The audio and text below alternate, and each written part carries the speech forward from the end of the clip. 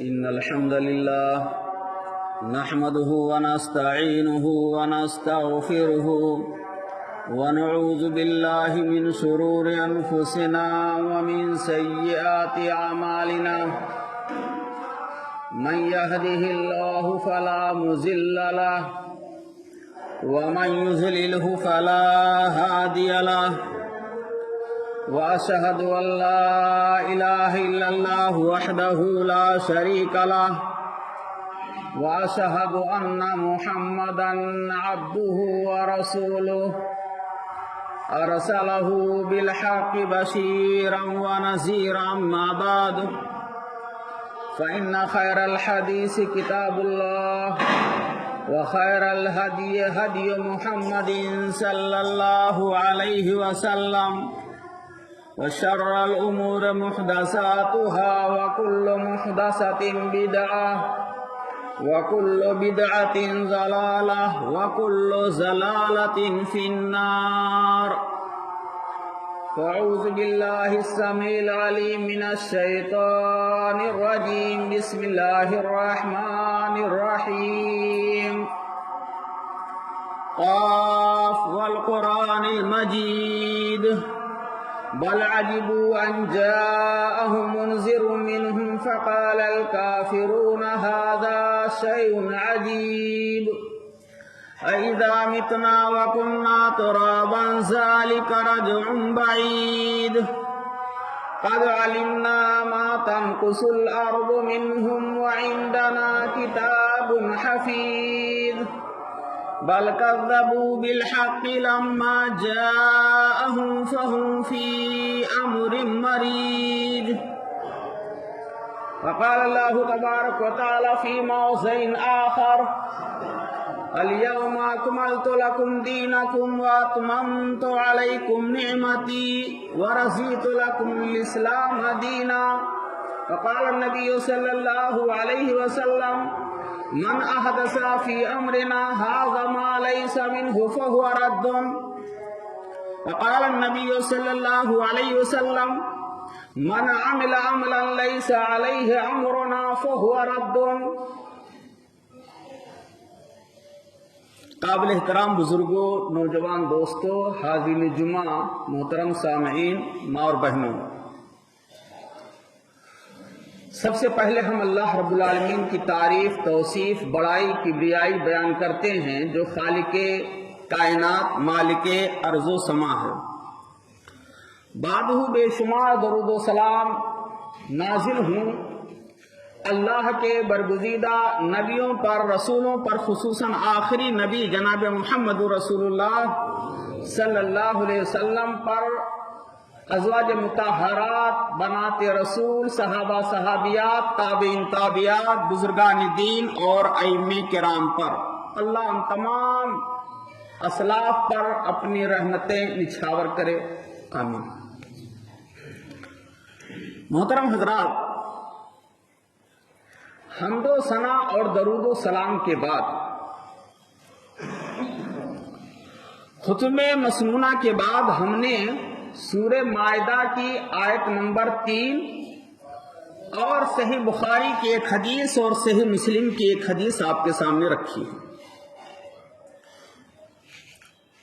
آج کے خطبہ جمعہ کا جو ہمارا موضوع ہے، ٹاپک ہے، وہ ہے شب برات کی حقیقت اور بدعت کا تعارف. شب برات کی حقیقت اور بدعات کا تعارف.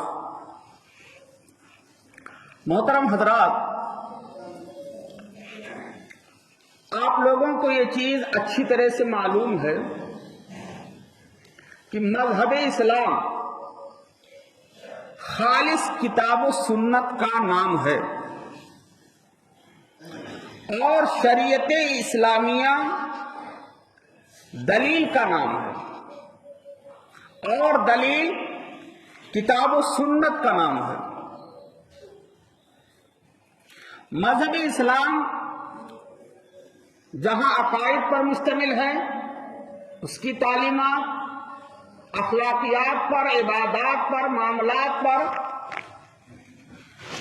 وہیں زندگی کے تمام شعبوں پر مشتمل ہے۔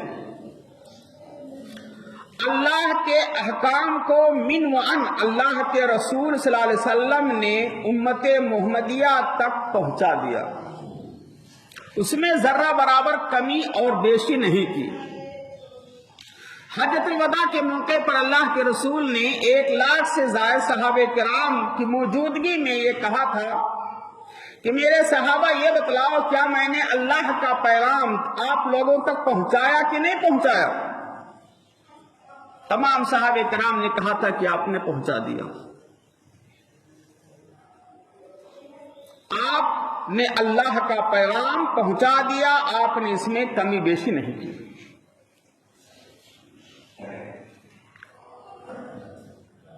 اور سورہ نصر بھی نازل ہوئی اسی پس منظر میں، اذا جاء نصر اللہ والفتح ورأیت الناس يدخلون فی دین اللہ افواجا فسبح بحمد ربک واستغفر۔ حضرت ابو بکر رضی اللہ عنہ اور حضرت عبداللہ بن عباس رضی اللہ عنہما نے اس سورہ کے نازل ہونے کے بعد یہ سمجھ لیا کہ اللہ کے رسول اب دنیا سے جانے والے ہیں، کیونکہ اسلام کا کام تمام ہو چکا ہے، مکمل ہو چکا ہے۔ 30 پارہ قرآن نازل ہو چکا ہے 114 سورتوں کی شکل میں، اور اس میں جو ہے اللہ رب العالمین نے یہ پیشین گوئی کی کہ فوج در فوج، جماعت در جماعت، گروہ در گروہ لوگ مذہب اسلام میں داخل ہوں گے۔ اب اسلام چاروں طرف ہر جانب پھیل چکا ہے۔ فسبح بحمد ربک واستغفر۔ اب آپ کا کام کیا ہے کہ آپ اپنی ذمہ داری سے سبکدوش ہو گئے، اب آپ اللہ کی تسبیح بیان کیجئے، توبہ استغفار کیجئے۔ اس سورہ سے بعض علماء نے، مفسرین نے نقطہ نکالا ہے، بہت اہم نقطہ۔ وہ نقطہ یہ نکالا ہے کہ جب انسان کی عمر 40 سال ہو جائے یا اس سے تجاوز کر جائے، یا بال بچوں کی شادی کر کے فارغ ہو جائے، تو اس کو ہر حال میں 40 سال کے بعد دنیا سے اپنا تعلق کم کرنا چاہیے، آخرت کی فکر کرنی چاہیے، توبہ استغفار کرنا چاہیے، اپنا تعلق مسجدوں سے، مدارس سے، دینی مجلسوں سے مضبوط کرنا چاہیے، دنیا سے اپنا تعلق توڑے حتی الامکان اور اپنے بال بچوں کے حوالے کرے، تجارت اور دیگر چیزیں۔ یہ علماء نے نقطے کی بات بتائی۔ بہرحال سورہ مائدہ آیت نمبر 3 میں اللہ نے واضح کر دیا کیا؟ اليوم اکملت لکم دینکم واتممت علیکم نعمتی ورضیت لکم الاسلام دینا۔ یہ نبی پاک، ہم نے آپ کے لیے، آپ کے ماننے والے صحابہ اور تا قیامت آنے والے لوگوں کے لیے دین کو، مذہب اسلام کی حیثیت سے پورا کر دیا ہے، اور میں راضی ہوں۔ الیوم اکملت لکم دینکم، تمہارے دین کو میں نے مکمل کر دیا ہے۔ واتممت علیکم نعمتی، اور اپنی نعمت قرآن مجید 30 پارے کی شکل میں ہم نے پوری کر دی ہے۔ ورضیت لکم الاسلام دینا، اور دین کی حیثیت سے اسلام دے کر کے میں راضی اور خوش ہو گیا ہوں۔ محترم بھائیو دوستو، یہ آیت کریمہ ہمیں یہ بتلا رہی ہے کہ اسلام مکمل ہو چکا ہے، وہی اسلام قابل قبول ہے جو نبی کریم صلی اللہ علیہ وسلم کے زمانے میں عہد رسالت میں تھا، جس کو ہم خالص اسلام کہہ سکتے ہیں۔ مذہب اسلام کے اندر ڈھکوسلا جائز نہیں ہے، بڑھانا کسی چیز کا، دین کے نام پر بڑھانا، اضافہ کرنا، کمی کرنا، اس کی گنجائش ذرہ برابر نہیں ہے۔ بعض لوگوں نے صحابہ کرام سے اعتراض کیا کہ تمہارا نبی کیسا ہے؟ تمہارا نبی تو ہر چیز کو بیان کر دیتا ہے، معمولی حقیر چیز کو بیان کرتا ہے۔ حضرت سلمان فارسی رضی اللہ عنہ نے کہا تھا کہ میرا نبی تو نرالا نبی ہے، میرا نبی تو ایسا نبی ہے کہ پیشاب پاخانے کے آداب کو بھی نہیں چھوڑا ہے، ہر چیز کو بیان کر دیا۔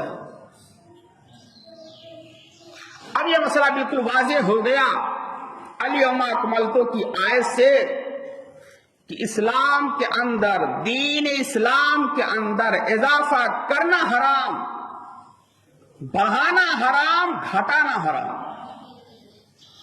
اور صحیح بخاری کی حدیث سے حضرت عائشہ رضی اللہ عنہا فرماتی ہیں کہ اگر کوئی عقیدہ رکھتا ہے نعوذ باللہ کہ اللہ کے رسول نے اللہ کا پیغام نہیں پہنچایا، کچھ چھپا لیا، تو اللہ کے رسول صلی اللہ علیہ وسلم پر بہت بڑا بہتان باندھ رہا ہے، اور اللہ کے رسول اس سے بری ہے، آپ نے اللہ کا پیغام امت تک پہنچا دیا۔ یہ تو بات واضح ہو گئی۔ اب سوال یہ ہے کہ دین کے نام پر آج کل جو کچھ ہو رہا ہے ہمارے بر صغیر پاک و ہند میں، ہندوستان میں،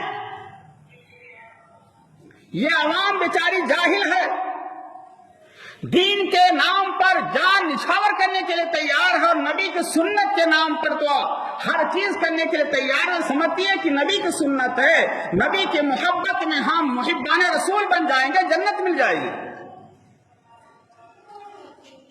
لیکن میرے بھائیوں، میں آج کے خطبہ جمعہ میں بتانا چاہتا ہوں کہ بدعت کسے کہتے ہیں، بدعت کی پہچان کیا ہے۔ دین کے نام پر ثواب کی امید سے دین کا جز سمجھ کر کے کسی چیز کا اضافہ کرنا، یہ اصطلاح میں بدعت کہلاتی ہے۔ دین کا جز سمجھ کر کے کہ دین کا حصہ ہے، دین کا جز سمجھ کر کے ثواب کی نیت سے کوئی کام کیا جائے اور اس کام کا ثبوت نبی کریم صلی اللہ علیہ وسلم اور صحابہ سے نہ ملتا ہو، اس کی اصل نہ قرآن میں ہو، نہ حدیث میں ہو، نہ عہد رسالت میں ہو، نہ عہد صحابہ میں ہو، اور دین کا جز سمجھ کر کے ثواب کی امید سے، اجر و ثواب کی نیت سے کیا جائے، وہی چیز بدعت ہے۔ بدعت کی تعریف بالکل واضح ہو گئی۔ آج کل لوگ عوام کو بیوقوف بناتے، دھوکہ دیتے ہیں، کہتے ہیں نبی کریم صلی اللہ علیہ وسلم کے زمانے میں ہوائی جہاز کا وجود نہیں تھا، مائک کا وجود نہیں تھا، ممبر کا وجود نہیں تھا، قالین کا وجود نہیں تھا، لاؤڈ اسپیکر کا وجود نہیں تھا، اس کو بھی بدعت کہنا چاہیے۔ کیوں استعمال کرتے ہیں اہل حدیث اپنے مسجدوں میں؟ میں یہ کہنا چاہتا ہوں کہ اللہ تعالیٰ نے انسان کو عقل دی ہے، ہم یہ عقیدہ رکھ کر کے قالین پہ نماز نہیں پڑھتے ہیں کہ قالین پہ نماز پڑھیں گے تو ثواب زیادہ ملے گا، اور اگر فرش پہ نماز پڑھیں گے تو ثواب کم ملے گا۔ ہم کولر کے پاس کھڑے ہو کر کے نماز پڑھیں گے تو ثواب زیادہ ملے گا، اور بغیر کولر کے نماز پڑھیں گے ثواب کم ملے گا۔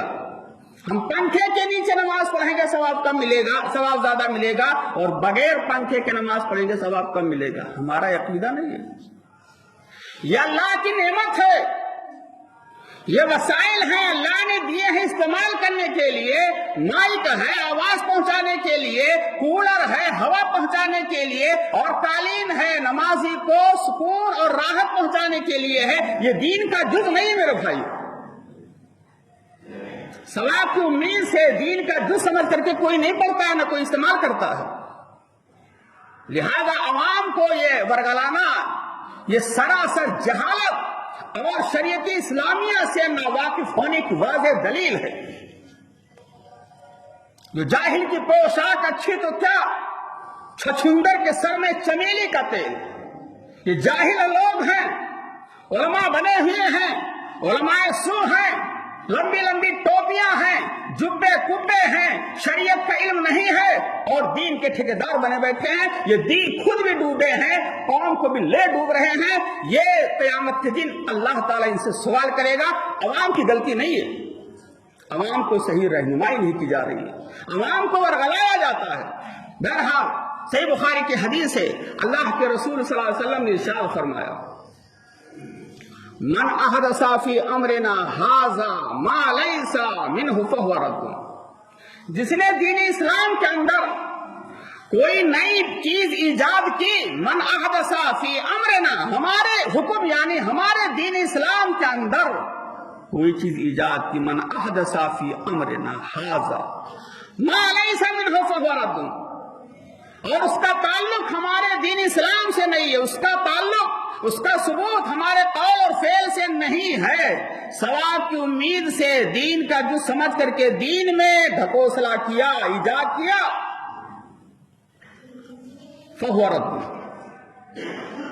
تو دیکھنے میں وہ چیز کتنی اچھی ہو لیکن اللہ کے نظر میں وہ محبوب نہیں ہے، قابل رد ہے، اس عمل پر ثواب نہیں ملے گا۔ صحیح مسلم کی دوسری حدیث اللہ کے رسول صلی اللہ علیہ وسلم نے ارشاد فرمایا، من عمل عملا لیس علیہ امرنا فہو رد، جس نے کوئی ایسا عمل کیا، کوئی ایسا کام کیا جس پر ہمارا حکم موجود نہیں ہے، ہمارا کوئی حکم نہ قول ہے نہ فعل ہے نہ حدیث قولی ہے نہ فعلی ہے، سرے سے موجود ہی نہیں ہے، تو وہ چیز قابل رد ہے، اللہ کے دربار میں قبول نہیں ہوگی۔ میرے بھائیو دوستو، یہ ماہ شعبان جس کے بعد رمضان مبارک آ رہا ہے، یہ عربی سال کا، ہجری سال کا یہ مہینہ ہے جیسے اور مہینے ہیں۔ اس مہینے کی صرف فضیلت اتنی ہے، بس صرف اتنی فضیلت ہے کہ ماں عائشہ صدیقہ رضی اللہ عنہا بیان فرماتی ہیں، سے بخاری مسلم کی حدیث ہے کہ میں نے اللہ کے رسول صلی اللہ علیہ وسلم کو ماہ شعبان میں جتنا کثرت سے نفلی روزہ رکھتے ہوئے دیکھا، اتنا کسی اور مہینوں میں روزہ رکھتے ہوئے نہیں دیکھا۔ آپ کثرت سے ماہ شعبان میں روزہ رکھا کرتے تھے، اور سنن نسائی کی روایت ہے، آپ نے فرمایا اس لیے رکھتا ہوں کہ اس میں انسان کے اعمال پیش کیے جاتے ہیں، میں چاہتا ہوں کہ میرا عمل پیش کیا جائے تو میں روزے کی حالت میں رہوں، جیسے حدیث سے ثابت ہے۔ معلوم یہ ہوا کہ ماہ شعبان کی فضیلت یہ ہے کہ اللہ کے رسول کثرت سے اس ماہ میں نفلی روزہ رکھا کرتے تھے، آپ صلی اللہ علیہ وسلم کا معمول تھا۔ اب سوال یہ ہے کہ امت کے لیے، تو اللہ کے رسول صلی اللہ علیہ وسلم کی واضح حدیث ہے، اذا انتصف شعبان فلا تصوموا، 15 شعبان سے پہلے نفلی روزہ رکھنا چاہو رکھ سکتے ہو، امت کے لیے حکم۔ حدیث فعلی یہ رسول اکرم کی ذات کے ساتھ خاص بھی ہو سکتا ہے، اللہ کے رسول نے 11 عورتوں سے شادی کی لیکن امت کے لیے 4 کی اجازت ہے۔ اللہ کے رسول تہجد کی نماز پڑھتے تھے، واجب تھی آپ کے اوپر، لیکن امت کے لیے نفل ہے۔ تو حدیث قولی اور فعلی میں جب ٹکراؤ ہو تو حدیث قولی امت کے لیے ہے اور حدیث فعلی نبی کریم صلی اللہ علیہ وسلم کی ذات کے ساتھ خاص ہے۔ اللہ کے رسول نے کیا فرمایا، اذا انتصف شعبان فلا تصوموا، جب 15 شعبان آ جائے تو 15 شعبان کے بعد نفلی روزہ رکھنا رمضان کے استقبال میں یہ جائز نہیں، امت کے لیے ہوتی ہے۔ اب سوال پیدا ہوتا ہے، یہ تو عام حکم ہے، یہ عام حکم ہے، لیکن کچھ چیزیں اس سے مستثنا ہیں، اور یہ بات یاد رہے کیوں منع ہے، اس لیے کہ رمضان کا مہینہ آ رہا ہے، رمضان کا روزہ فرض ہے اور یہ نفلی روزہ ہے، نفلی روزہ کے چکر میں انسان کمزور ہو سکتا ہے، اور نفلی روزہ کے چکر میں انسان ماہ رمضان کا جو فرض روزہ اس میں کوتاہی کر سکتا ہے، روزہ چھوٹ سکتا ہے، اس کا بیمار پڑ سکتا ہے۔ اس لیے اللہ کے رسول نے کہا کھاؤ پیو تندرستی بناؤ تاکہ رمضان کا مہینہ جو آ رہا ہے روزہ چھوٹنے نہ پائے۔ اس سے چند چیزیں مستثنا ہیں۔ اللہ کے رسول صلی اللہ علیہ وسلم کی سنت ہے کیا، ہر مہینے کے ایام 20 جس کو 13، 14، 15 تاریخ عربی کہتے ہیں، ہر مہینے کی عربی تاریخ 13، 14، 15 جس کو ایام 20 کہا جاتا ہے حدیث کی اصطلاح میں، یہ اللہ کے رسول کی سنت ہے، صحابہ کی سنت ہے۔ اگر کوئی عادی ہے ہر مہینہ 3 دن روزہ رکھنے کا اور شعبان میں بھی روزہ رکھ رہا ہے 13، 14، 15 کو، صرف 15 شعبان کی اہمیت سمجھ کر کے نہیں بلکہ ایام 20 سمجھ کر کے روزہ رکھتا ہے تو وہ روزہ رکھ سکتا ہے، اس کے لیے گنجائش سے اجازت ہے۔ ایسے ہی کوئی شخص روزہ رکھ رہا ہے ماہ محرم کا 2 روزہ اور اس میں جمعہ بھی آ گیا، جمعہ کے دن الگ سے خصوصی طور پر جمعہ کی اہمیت سمجھ کر کے روزہ رکھنا یہ منع ہے۔ لیکن اگر کسی کی عادت ہے 2 روزہ رکھنا محرم کا اور وہ دن پڑ گیا جمعرات اور جمعہ یا جمعہ اور سنیچر تو روزہ رکھ سکتا ہے، اس میں کوئی حرج کی بات نہیں میرے بھائی، یہ حدیث بتلاتی ہے۔ ایسے اللہ کے رسول صلی اللہ علیہ وسلم عشر ذی الحجہ میں کثرت سے روزہ رکھتے تھے اور عشر ذی الحجہ کی عبادت اللہ کے نزدیک جہاد سے بھی زیادہ ہے۔ اب اگر کوئی 9 ذی الحجہ تک روزہ رکھ رہا اس میں جمعہ کا دن بھی آ گیا تو روزہ رکھ سکتا ہے۔ کوئی چاہے کہ صرف جمعہ کے دن 1 روزہ رکھے، یہ جائز نہیں۔ بہرحال بات چل رہی تھی ماہ شعبان کی، تو معلوم یہ ہوا آج کے اس جمعہ کے خطبے میں آپ کو نکتے کی بات کہ جو چیز ثابت ہے وہ صرف اللہ کے رسول کا کثرت سے نفلی روزہ رکھنا ہے۔ امت کے لیے 15 شعبان سے پہلے نفلی روزہ رکھنا ہے اور 15 شعبان کے بعد امت کے لیے جائز نہیں۔ ہاں کوئی تندرست ہے، ہٹھا کٹھا ہے اور وہ یقین رکھتا ہے کہ ہم روزہ رکھیں گے کوئی فرق نہیں پڑے گا تو اس کے لیے بعض علماء نے گنجائش رکھی ہے، رکھو۔ لیکن اگر روزے پر فرق آ گیا ماہ رمضان کے روزے پر تو یہ بالکل جائز ہے۔ اب رہا مسئلہ 15 شعبان، جس کو ہماری زبان میں ہندوستان اور پاکستان کی زبان میں شب برات کہا جاتا ہے۔ برات کا اعلان، برات کی رات، یعنی انسان اس رات میں گناہوں سے پاک و صاف ہو جاتا ہے۔ شب برات کہنا قرآن و حدیث میں ثابت نہیں ہے اور یہ فارسی لفظ ہے میرے بھائیو۔ شب کے معنی رات ہم بولتے ہیں اردو میں شب و روز، یہ فارسی کا لفظ ہے اور برات کا بھی لفظ عربی میں بھی استعمال ہوا، فارسی میں بھی۔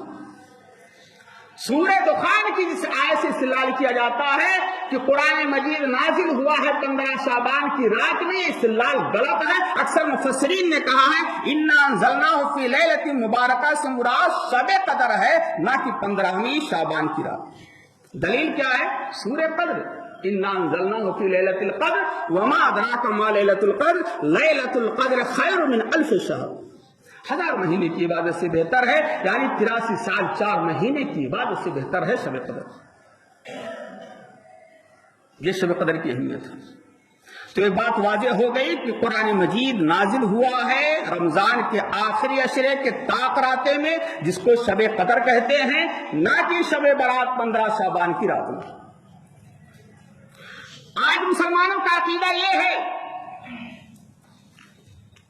کہ اس دن 15 شعبان جب آئے تو نفلی روزہ رکھا جائے، رات میں نفلی نمازیں پڑھی جائے، قیام اللیل کیا جائے اور کھانے پکائے جائیں، حلوہ بنا کر کھایا جائے، اس لیے کہ مردوں کی روحیں آتی ہیں اور انسان کے گناہ معاف کیے جاتے ہیں۔ اس دن میں عمریں بڑھتی ہیں، اضافہ ہوتا ہے روزی میں۔ یہ سب عقیدہ ہے اور عقیدہ ویسے نہیں ہے۔ ایک حدیث ہے، وہ حدیث انتہائی موضوع ہے، گڑھی ہوئی ہے، ضعیف ہے، اسی سے استدلال کیا جاتا ہے۔ حضرت علی کی روایت ہے، اللہ کے رسول صلی اللہ علیہ وسلم کے بارے میں فرماتے ہیں کہ اللہ کے رسول صلی اللہ علیہ وسلم نے ارشاد فرمایا جب 15 شعبان آئے سومو، روزہ رکھو دن میں۔ 15 شعبان آئے تو 15 شعبان میں دن میں روزہ رکھو، رات میں قیام کرو، قوموا لیلہ، رات میں قیام کرو۔ اور اللہ تعالیٰ مغرب کے وقت آسمان دنیا پر آتا ہے اور اعلان کراتا ہے کوئی معافی مانگنے والا میں معاف کر دو، ہے کوئی توبہ کرنے والا، ہے کوئی فریاد کرنے والا، ہے کوئی مانگنے والا، اس کی جھولی بھر دو، اور فجر تک یہ اعلان ہوتا ہے۔ یہ روایت اکثر مفسرین نے اس کو موضوع قرار دیا، موضوع گڑھی ہوئی روایت۔ اس کے اندر ایک راوی ہے ابو بکر بن عبداللہ ایک راوی ہے، یہ حدیثیں کہا کرتا تھا. اب جو حدیثیں گڑھے اور نبی کی بات نہ ہو، نبی کی جانب منسوخ کر دے قال رسول اللہ صلی اللہ علیہ وسلم، اس کے بارے میں کیا کہیں گے؟ لہذا 15 شعبان کو ثواب کی امید سے روزہ رکھنا بدعت ہے. ذرا برابر ثابت نہیں ہے. رہا مسئلہ رات میں قیام کرنے کا، ایک اور روایت پیش کی جاتی ہے حضرت عائشہ رضی اللہ عنہا کی. وہ کہتی ہے کہ میں نے ایک روز اللہ کے رسول کو اپنے بستر پہ غائب پایا. میں سوچی کہ کہاں چلے گئے، کہیں کسی دوسری بیوی کے پاس نہیں چلے. میں گئی جنت البقیع میں، دیکھا اللہ کے رسول آسمان پر نگاہ اٹھائے ہوئے تھے، دعا کر رہے تھے. پھر لوٹ کر کے آئے، آپ نے فرمایا کہ یہ رات ایسی ہے، آپ قبرستان گئے ہوئے تھے، ایسا رات ایسی ہے کہ جو بھی معافی مانگے معاف ہو جائے گا، جو بھی مرادیں مانگے گا مرادیں پوری ہو جائیں گی، اور بنو کلب کے بکریوں کے بال کے برابر بھی اگر گناہ ہوں گے تو اس کے معاف ہو جائیں گے. یہ روایت بھی انتہائی ضعیف روایت ہے اور محدثین نے سخت کلام کیا اس روایت پر. لہذا اس حدیث سے یہ مسئلہ بالکل واضح ہو گیا کہ جب حدیث ضعیف ہے، قابل استدلال نہیں ہے، تو اس رات میں قبرستان جانا یہ صحیح حدیث سے ثابت نہیں. لوگ کہتے ہیں کہ وہابی اہل حدیث قبرستان جانے کو بھی روک رہے. ارے کوئی نہیں روکتا ہے میرے بھائی. 11 مہینے جائیے، 11 مہینے 29 دن 28 دن جائیے، شوق سے جائیے. قبرستان جانے سے موت یاد آتی ہے، آخرت یاد آتی ہے، اور انسان دنیا سے تعلق توڑتا ہے. جائیے، کون روکتا ہے؟ 11 مہینے تو کبھی موقع نہیں ملا قبرستان جانے کا. اور نبی کی محبت میں 15 شعبان کی رات میں ہم جائیں گے قبرستان، ہر حال میں جائیں گے اور چراغاں کریں گے. یہ ثابت نہیں، یہ یاد رکھیے گا. اور اس میں نمازیں پڑھتے ہیں، نفل نمازیں پڑھتے، اتنی بار سورہ اخلاص، اتنی رکعتیں، یہ تمام چیزوں کا ثبوت ہے ہی نہیں. بہت سے لوگ کہتے ہیں کہ ہم حلوہ بناتے ہیں، کھاتے ہیں، اور عقیدہ یہ ہے کہ اللہ کے رسول کا دندان مبارک شہید ہوا تھا. نبی کے ماننے والے ہیں، عاشقان رسول ہیں، محبان رسول ہیں. نبی کی محبت میں ہمارے آنکھوں سے آنسو گر جاتے ہیں، اس لیے نبی کی محبت میں ہم حلوہ کھا رہے ہیں، نبی کی سنت سمجھ کر. میں ایسے لوگوں کو کہنا چاہتا ہوں، پیغام دینا چاہتا ہوں، ایسے لوگوں تک میری بات پہنچائی جائے. سیرت کی کتابوں میں کوئی بھی کتاب اٹھا کر کے دیکھ لیجئے، غزوہ احد سن 3 ہجری میں ہے، شوال کے مہینے میں جو رمضان کے بعد آ رہا ہے. ماہ شوال میں سن 3 ہجری میں غزوہ احد ہوا ہے، جس میں اللہ کے رسول کا دندان مبارک شہید ہوا تھا، نہ کہ شعبان کے مہینے میں. کہاں شعبان، کہاں شوال، دونوں میں 1 مہینے کا ڈفرنس ہے.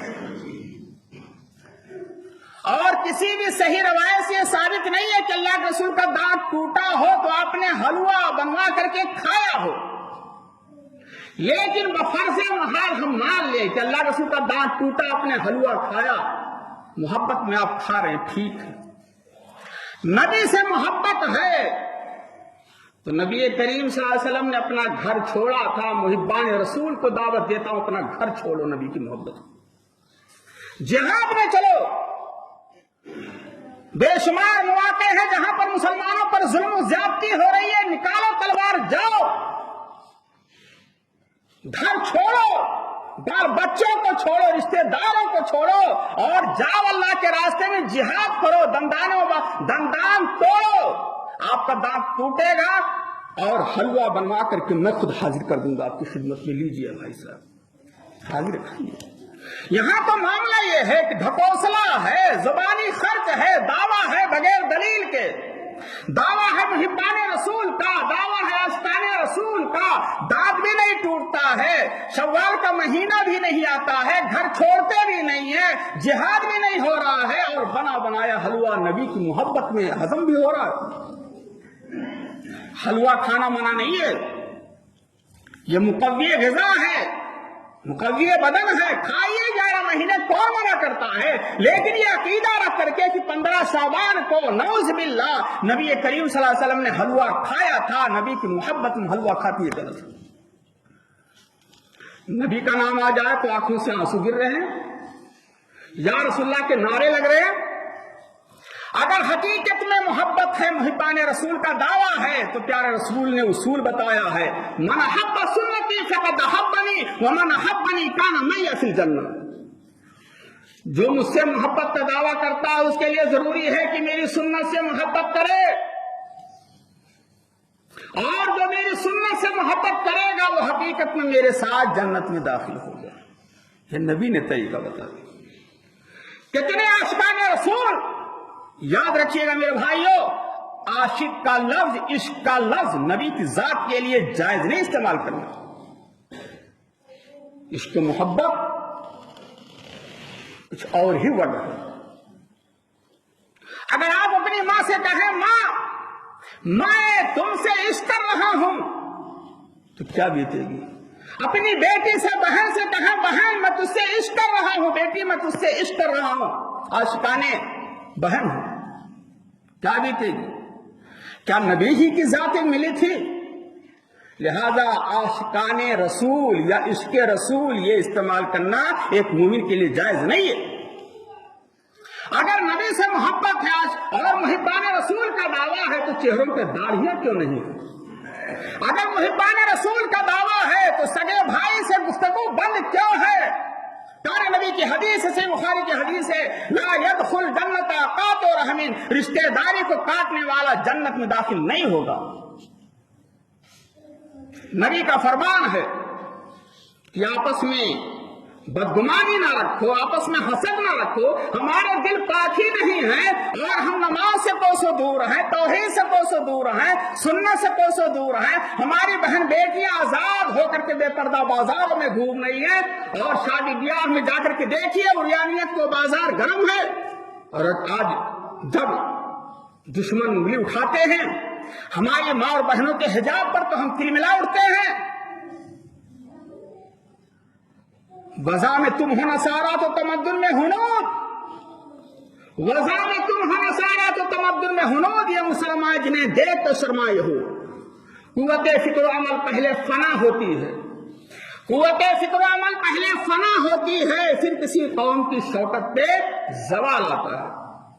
سنت سے ہم دور، ہمارے گھروں میں سنت نہیں، ہمارا سماج صحیح معاشرہ نہیں، ہمارے چہروں پہ داڑھیاں نہیں، پورا کاروبار ہمارا سود اور لون پہ چل رہا ہے، اللہ سے جنگ ہو رہی ہے، اور اس کے بعد ہم کہتے ہیں کہ ہم پکے مسلمان ہیں، پکے اہل حدیث توحید والے ہیں۔ ظاہر میں کچھ ہے، ظاہر میں حاجی بھی ہیں، نمازی بھی ہیں، عالم بھی ہیں، مفتی بھی ہیں، قاری بھی ہیں، پیش امام بھی ہیں، لیکن اندر کا معاملہ تو کھوکھلا ہے میرے بھائیوں، بات تلخ ہو رہی ہے۔ اور یہی پیسہ مدارس میں دیتے ہیں، حرام کھاتے ہیں، کھلاتے ہیں، اولاد خود کھاتے ہیں، کھلاتے اپنے مدارس کو دیتے ہیں۔ بتائیے مدارس سے اچھے لوگ نکلیں گے؟ اماموں کو وہی تنخواہ دی جاتی، بتائیے امام کھائے گا، اپنی فیملی کو کھلائے گا، اچھا نتیجہ نکلے گا؟ اللہ کے رسول نے فرمایا تھا کہ ایک آدمی سفر کی حالت میں ہوتے ہیں، بال پڑا گندا ہے، کپڑے بد آلود ہے، اللہ کے دربار میں ہاتھ اٹھاتا ہے، دعا کرتا ہے، یا ربی میرے رب میری دعا سن لے، آنکھوں سے آنسو گراتا۔ اللہ کا دربار ہے، مسافر ہے، دعا قبول ہونے میں کوئی شک نہیں۔ لیکن اللہ کے رسول آگے کیا فرماتے ہیں؟ آج کے خطبے کا نچوڑ، مطعمہ حرام، اس کا کھانا حرام کمائی کا، مشرب حرام، اس کا پینا حرام کمائی کا، ملبس حرام، اس کا لباس حرام کمائی کی، وغذی بالحرام، اور اس کی پرورش بھی حرام مال سے، فأنا استجاب۔ ایسے شخص کی دعا کیسے قبول ہو سکتی ہے؟ ہمیں تو نبی سے محبت نہیں ہے، ہمیں تو مال سے محبت ہے، مال چاہیے چاہے حلال ہو چاہے حرام۔ اور وہ صحیح بخاری کی حدیث یاد آتی ہے، پیارے نبی صلی اللہ علیہ وسلم نے ارشاد فرمایا تھا، ایک زمانہ ایسا آئے گا مسلمانوں پر لوگ حلال و حرام کی تمیز کھو دیں گے، پیسہ پیسہ پیسہ۔ اور آج وہی ہے، ہر شخص کی نگاہ میں پیسہ، مال مال آنا چاہیے، چاہے جیسے ہو، چاہے جائز طریقہ ہو، چاہے۔ آج کے خطبہ جمعہ کا خلاصہ یہ نکلا کہ ہمیں 15 شعبان کے تعلق سے جو بدعتیں رائج ہیں، جس کا تعلق قرآن و حدیث سے نہیں، سے ہمیں دور رہنا ہے، دوسروں کو دور رکھنا ہے۔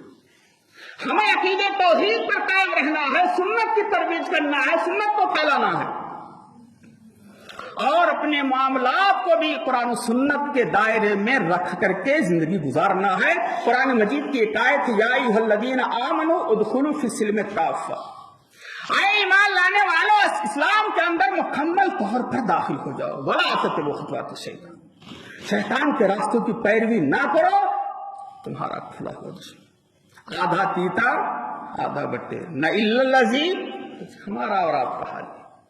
مکمل طور پر ہو جاؤ، لگے کہ آپ مسلمان ہیں، بلّہ جتنا مکمل مسلمان ہو جاؤ گے آپ کی دعاؤں میں اثر ہوگا، کایا پلٹ ہو جائے گی پوری۔ اللہ رب العالمین سے ہم دعا کرتے ہیں کہ اللہ رب العالمین جو باتیں کہی گئی ہیں، کہنے والے سننے والے تمام لوگوں کو عمل کرنے کی توفیق دیں۔ اللہ رب العالمین ہم لوگوں کو شرک بدعت سے بچائے، رسوم و رواج سے بچائے، حرام مال کمانے کھانے کھلانے سے بچائے۔ اللہ حلال روزی کمانے کی توفیق دے، حلال کھانے کی توفیق دے۔ اللہ رب العالمین جب تک دنیا میں زندہ رکھے ایمان کی حالت میں زندہ رکھے، اور جب ہمارا خاتمہ ہو تو خالص توحید پر۔ بارک اللہ لنا ولکم فی القرآن العظیم ونفعنی وإیاکم بالآیات والذکر الحکیم، انہ تعالی جواد کریم ملک غفور۔